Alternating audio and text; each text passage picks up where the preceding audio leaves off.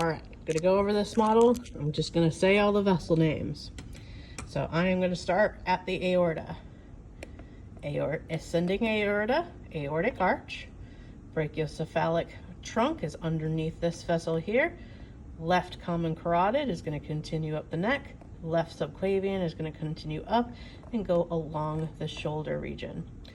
Following that left subclavian, left axillary, once we get to the armpit, left brachial, once we're in the arm. As we get down towards the elbow, we'll split towards the thumb and the pinky. So left ulnar artery is gonna go towards the pinky. Left radial artery is gonna go towards the thumb. And then we'll have our superficial palmar arch artery. You can also actually see the deep palmar arch artery on this model. Then back at the neck, the brachiocephalic trunk is going to split into the right common carotid and the right subclavian artery. That's going to continue again towards the armpit, right axillary, right brachial. This arm is twisted, so you won't be able to identify all the way down to the hand. It is still the right radial and then the right ulnar, but they twist. Then the aorta is going to continue past the heart. This model, I can't pull the heart out, but as I pass behind the heart, it would become the thoracic aorta. And then once I pass into the diaphragm, now this is the entire abdominal aorta. The very first branch off this is the celiac trunk. On this model, I can see 2 of the 3 branches of the celiac trunk. The hepatic artery, or the common hepatic artery, that's going to go towards the liver. The splenic artery that's going to go towards the spleen, and then the gastric artery. I can't see the stomach's removed, so the 3rd branch off this celiac trunk would go towards the stomach. Underneath that, this first vessel coming off the middle is our mesenteric. That's going to go towards our intestines. This one on the bottom here would go to our lower intestine, so that's the inferior mesenteric.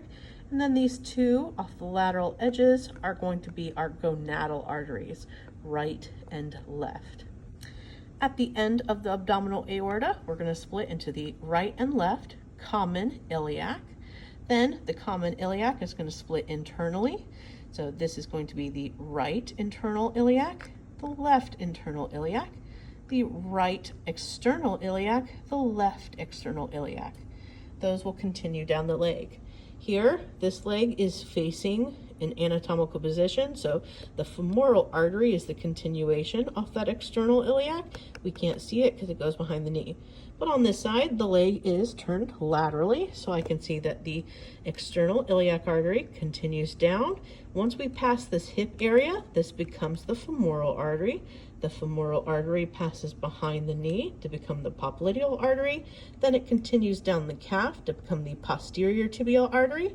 Off of that, we have a branch that goes towards the front of our leg, which is the anterior tibial artery. That's going to become dorsalis pedis at the top of the foot. And the posterior tibial will continue down to the bottom of the foot, becoming the plantar arch artery.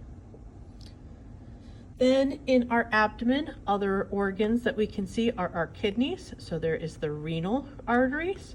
You really can't see the lumbar arteries or actually you can see the sacral artery. Here's the sacral artery going down that sacrum into this pelvic space.